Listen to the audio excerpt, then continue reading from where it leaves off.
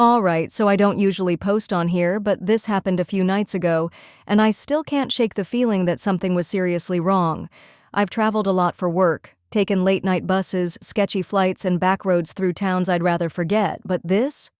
This was different. For context, my name's Emily. I'm 27, originally from California, and I'm used to the chaos of city life, the traffic, the noise, the feeling like you're constantly being watched but never really seen. I love to travel. It's my way of escaping, hitting the reset button when life gets too loud. Usually it's a good thing. Usually. That night, I was at the train station waiting for a red-eye to take me to a smaller town a few hours away. I won't say which one. I don't even know if I made it there. The station was one of those places that feels stuck in time. Fluorescent lights buzzed overhead, flickering just enough to make the shadows seem like they were moving. A handful of people were scattered around, staring at their phones, nodding off, or just waiting. You can always tell the seasoned travelers from the ones who aren't used to being up this late. The veterans like me don't check the time every 5 seconds. We just exist in this weird in-between, where night stretches forever and reality feels thin. I should have known the night was off from the start. The air was colder than it should have been for the season, and the usual hum of the city outside the station felt muted, like I was inside a soundproof box. No sirens, no distant conversations, just the occasional shuffle of feet and the monotonous crackle of the intercom. My gut told me something was off, but I chalked it up to exhaustion. Night travel has a way of making everything seem creepier than it really is, right? I wish I'd trusted my instincts. The train finally rolled in, groaning like it was reluctant to stop. When the doors slid open, I stepped inside and immediately noticed how empty it was. A few people were scattered throughout the cabin, heads down, lost in their own little worlds. Some scrolled through their phones, screens casting a dim glow over their faces. Others just sat there, staring at nothing. No one was talking. No one even looked up when I walked in. The interior felt like something from another decade. The seats were worn, the fabric thin and faded in spots. Overhead lights flickered just enough to make shadows stretch in unnatural ways. It smelled like old leather and something faintly metallic, like blood that had been scrubbed away but never really left. I found a seat near the middle, far enough from the others that I had space, but not so far that I'd feel completely alone. Not that it mattered. The silence was suffocating. Every little sound felt amplified. The slow creak of the train shifting on the tracks, the barely there hum of the lights, the occasional rustle of clothing when someone shifted in their seat. A guy across the aisle looked up for a second, making brief eye contact before turning back to his phone. He looked normal enough, dark hoodie, tired eyes, but something about the way he glanced at me felt off, like he was waiting for something. I thought about saying something just to break the tension, but the words stuck in my throat. So I just sat there, the train rocking gently as it pulled away from the station, sinking deeper into the night. The rhythmic clatter of the train on the tracks had a hypnotic effect, a steady lullaby that made my eyelids feel heavier with each passing minute. I told myself I'd stay awake. There was still that nagging feeling in my gut that something wasn't right, but the exhaustion of the day started winning. The flickering lights overhead pulsed in a slow, uneven rhythm, and my head bobbed forward once, twice. I forced my eyes open and glanced around. Everything was the same. The guy across from me was still glued to his phone. A woman a few rows ahead was curled up in her seat, completely still. No one else seemed bothered by the strange stillness of the train. Maybe it was just me. Maybe I was just overtired. I let my head rest against the cool window, watching the darkness blur past outside. The glass vibrated slightly with the movement of the train, and for a split second I thought I saw something in the reflection, a shape, maybe a figure standing just behind me. My breath hitched and I snapped my head around, heart hammering. Nothing, just empty seats and dim lighting. I exhaled slowly, shaking my head at myself. Paranoia, that's all it was. Just my mind playing tricks on me. I needed to sleep. I adjusted my position, curled my arms around myself, and let the train's gentle swaying pull me under. Somewhere between awake and asleep, I started to hear things. A whisper, faint, barely there. A shuffling noise, like someone moving slowly down the aisle. But every time I forced my eyes open, there was nothing. Just the same empty train, the same eerie quiet. My body felt heavy. My limbs locked in place as though something was holding me down. I tried to shift, but my muscles wouldn't respond. Then, in that hazy state, I felt something cold brush against the back of my neck, a light, feather-like touch. My eyes snapped open, but my body remained frozen. I wanted to scream, but my throat refused to work. The train kept moving, rocking slightly, but the air around me had changed, thick, suffocating, like something was watching me, waiting. And then, just as suddenly as it started, it was gone. My muscles loosened, my breath came back in a shaky gasp, and I sat up straight, heart pounding. The train was still moving. The lights were still flickering. The passengers were still in their seats, silent, unmoving. But something felt different, like the train had crossed into somewhere it wasn't supposed to go. Paranoia. That's all it was. Just my mind playing tricks on me. I needed to sleep.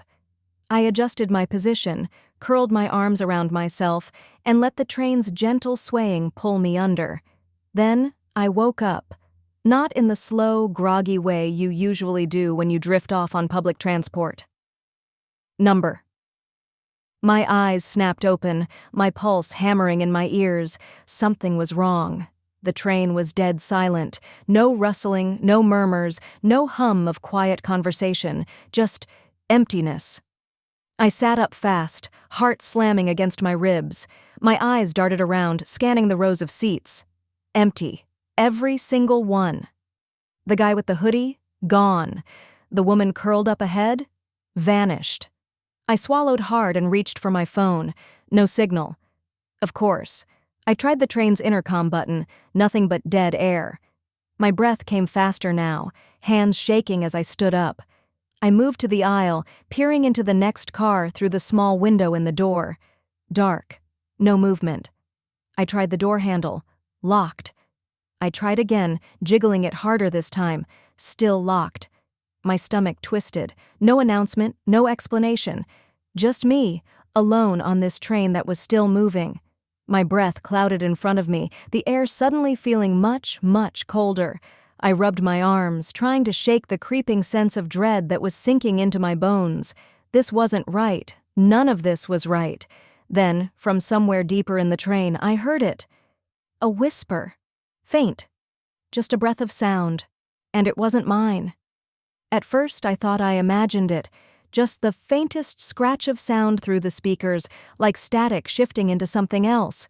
But then, clear as day, the words came through. My breath caught in my throat. Every inch of my body went stiff. Okay. I had two options here. 1. I convince myself I didn't just hear that, keep my head down, and pretend none of this is happening. 2. I turn around and risk seeing something I will never, ever be able to forget. I am not the dumbass who dies first in a horror movie. I'm not the idiot who hears some creepy, cryptic warning and ignores it, just to satisfy my curiosity. But my body? My body didn't get the memo. My shoulders twitched like they wanted to turn, like some deep, instinctual part of me was drawn to whatever was behind me. Fuck that. Fuck that. My hands clenched into fists, nails pressing into my palms to keep me grounded. I locked my gaze forward, staring straight down the empty train aisle. My breathing was too loud, too ragged. It echoed in the silence, made me feel like I was being hunted. I swallowed hard. I told myself, out loud, because silence was starting to feel unbearable. Nope, not looking, not fucking looking. I wanted to squeeze my eyes shut, but something told me that would be worse, that if I closed them for even a second, I'd open them to something I didn't want to see. So I stared ahead, pulse hammering in my ears, waiting for something else to happen. And then, something moved. In the reflection of the window, not me, something else. I felt it before I saw it, a shift in the air, the prickle of cold crawling up my spine. It was subtle, just a flicker of movement in the glass, but it was there, and it was close. Right. Behind. Mister, I wanted to scream. I wanted to fucking run. But the train was still moving, and there was nowhere to go. So I did the only thing I could. I squeezed my fists tighter, stared straight ahead, and prayed to whatever the hell was listening, that I wouldn't feel breath on my neck, because if I did, I don't think I would have been able to stop myself from looking. And I had a feeling that's exactly what it wanted. I swear I could hear my own heartbeat. A frantic, wild thudding in my ears, loud enough that I was sure it could hear it too. I wasn't moving, but my body sure as hell was reacting. My hands, shaking. My breath, short, sharp, too cold. My whole body felt like it was locking up, like the air around me had turned solid, pressing down on my chest. It was still behind me, not moving, not breathing. But there, I could feel it. My whole life, I've had decent instincts. I know when a place isn't safe. I know when someone's watching me.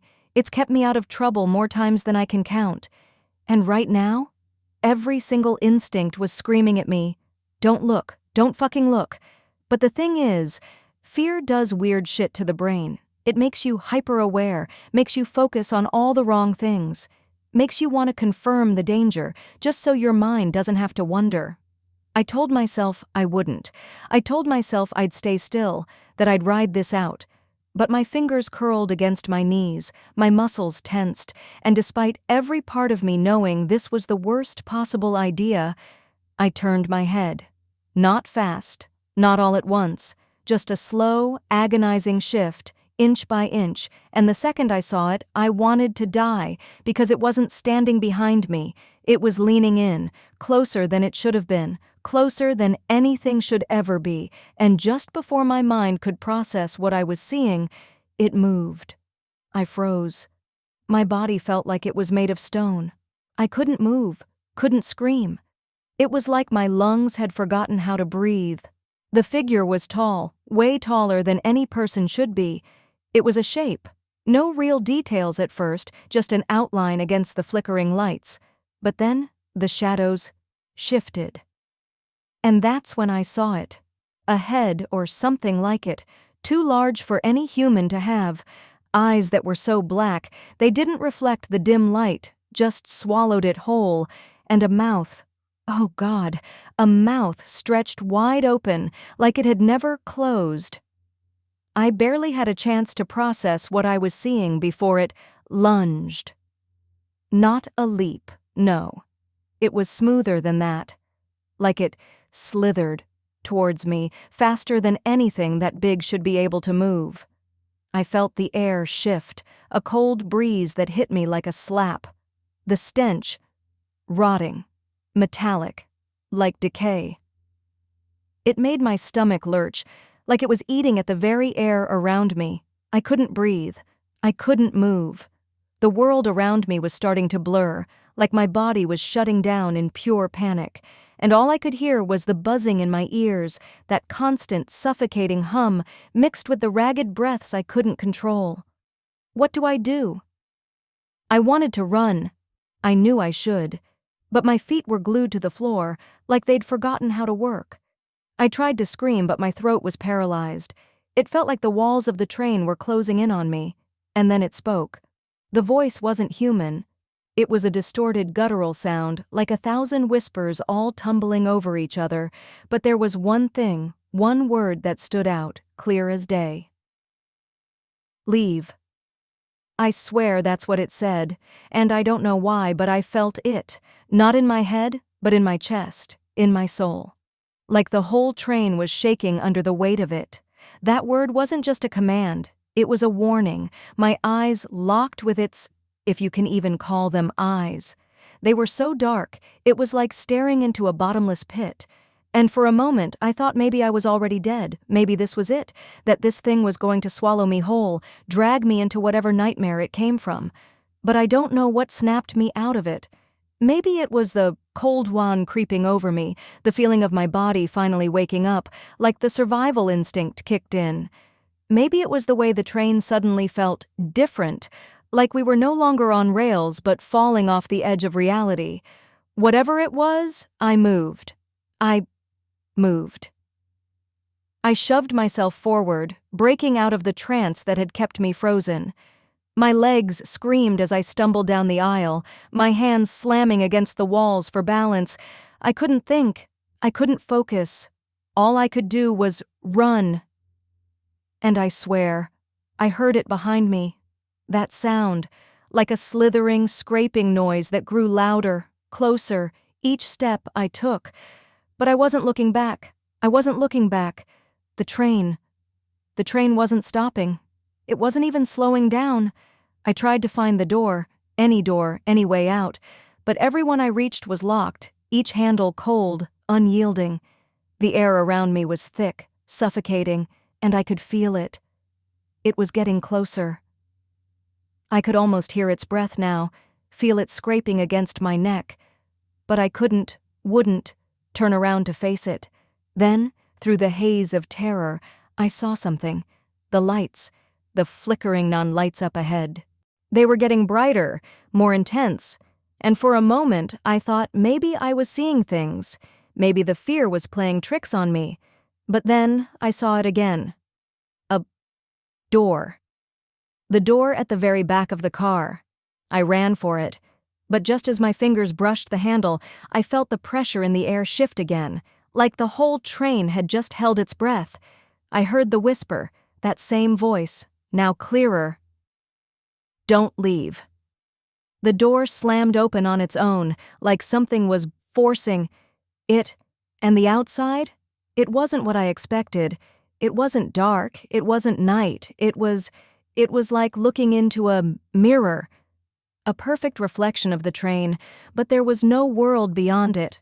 Just nothing. I stepped back, and in that moment, I felt the truth hit me like a wave.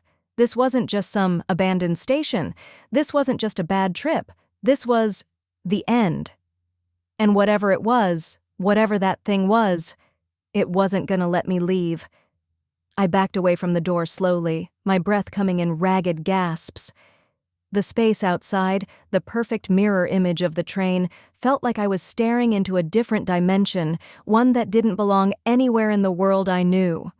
I reached out, almost touching the doorframe, but I could already feel the pull, the weight of something behind me, breathing down my neck. I couldn't look back. I couldn't. If I did, if I gave in to the compulsion that wanted to turn around and see it, I knew I wouldn't get another chance to run. There was no sound. Not anymore. No creaking wheels on tracks, no hum of the lights, no whispering voice. Just a deafening silence that clung to the train like a heavy fog. But I could feel it. The presence. It was still there, moving closer with every second, like it was made of the very shadows that danced across the flickering lights. I tried the door again, more desperate this time. The handle didn't budge. This wasn't happening. This couldn't be real, but I knew it was. I could feel it in my bones. The air was so cold now, it cut through my jacket, biting at my skin, freezing me from the inside out. The cold wasn't just physical, it was invasive. It got under my skin, through my clothes, like the train itself was turning into a tomb. I reached for my phone again. I don't know why I thought it would work this time, but I had to try. No signal. Of course. I slammed it down against the nearest seat in frustration. I was losing it. The longer I stayed on this godforsaken train, the more I felt like I was slipping away from reality, like I was caught in a dream that I couldn't wake up from. There was movement at the far end of the car, a dark shape shifting in and out of the shadows. My heart leapt into my throat, and for the first time, I had to look. I had to know. If it was going to end like this, I might as well face it head on. I turned slowly, my feet feeling like they were sinking into the floor, my body betraying me, refusing to move as quickly as I needed it to. The air was thick, suffocating. The figure at the end of the car was tall, impossibly tall, stretching up until its head hit the ceiling, but it wasn't moving. Not at first. It was just standing there, watching, and then it twitched. Just the slightest movement, but it was enough. It was enough to make my stomach drop. The figure's head turned, almost inhumanly fast, snapping toward me. My body went cold, the kind of cold that sinks into your bones and refuses to leave. I couldn't look away, even though every fiber of my being screamed at me to run. And then the whisper came again. This time, not from the speakers, but from its mouth. Leave. It was low. It was guttural, like the voice was being dragged across gravel, and it made my skin crawl. I don't know what it was asking me to leave, or where it wanted me to go. I had no place to run, no place to hide. The train had already closed in around me, locking me in this nightmare. But the moment it spoke, the weight in the air shifted. It was like it knew something, like it was toying with me, playing a game I didn't understand. I didn't even have the time to process its words before the lights flickered once again, even faster this time, the shadows stretching across the walls like they were alive, reaching for me. The air felt like it was suffocating, the temperature dropping so fast that I could see my breath clouding in front of me. That's when I heard the sound, the scraping. It wasn't from the figure, though. It was inside the train, from beneath the floor. The noise was low, a faint rhythmic scrape, like something dragging itself across the metal. And then it was joined by another sound, thumping, slow and heavy, like a heartbeat, but too loud, too far away. My stomach twisted. I didn't know what was happening. The thing at the end of the train moved again, a jerky motion, like it was stuck in some kind of broken loop. I wanted to scream, to run, but my legs felt like lead. The floor beneath me vibrated now, and I could feel the train gaining speed way faster than it should be going. Too fast. We were going too fast, and the rails... I knew. The rails weren't supposed to go this fast. I glanced toward the door, but before I could even take a step, something slammed against the window beside me, hard. I jumped back, my heart leaping into my throat, and I turned. There was nothing outside the window but darkness. I turned again, faster now. The figure at the end of the car was gone, but I could still feel it. It was still here. And then, just like that, the whisper came again, only this time it wasn't just a warning, it was a promise. You'll never leave. And I swear to God, I felt it. Something cold, sharp, like fingers wrapping around my chest, squeezing the air from my lungs. Something was coming. For me, and this time, there was nowhere left to run. I stumbled backward, my vision spinning, and that's when I saw it. The door at the very back of the car, the one I'd missed earlier, it was open.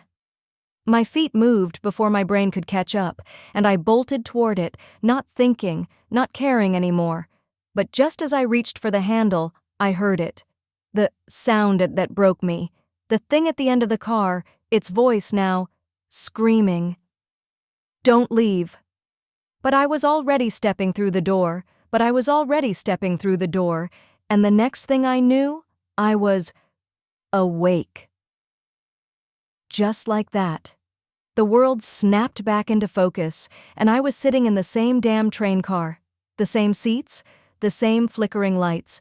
Everything was just like it was before. Nothing had changed. No shadowy figures, no whispers in the dark. Just the low hum of the train moving along the tracks. I blinked, disoriented, and wiped my face with my hands. My heart was still pounding in my chest, but I couldn't remember why. I was still on the same damn train, heading to the same town I was supposed to be going to. There were people sitting around me, eyes glued to their phones, lost in the kind of quiet that usually comes from late-night travel. I breathed in, trying to steady my nerves. The cold air was gone. The metallic smell, too. Just normal. I felt the small bottle of sleeping pills in my pocket, the pills I'd taken earlier to help me sleep through the trip.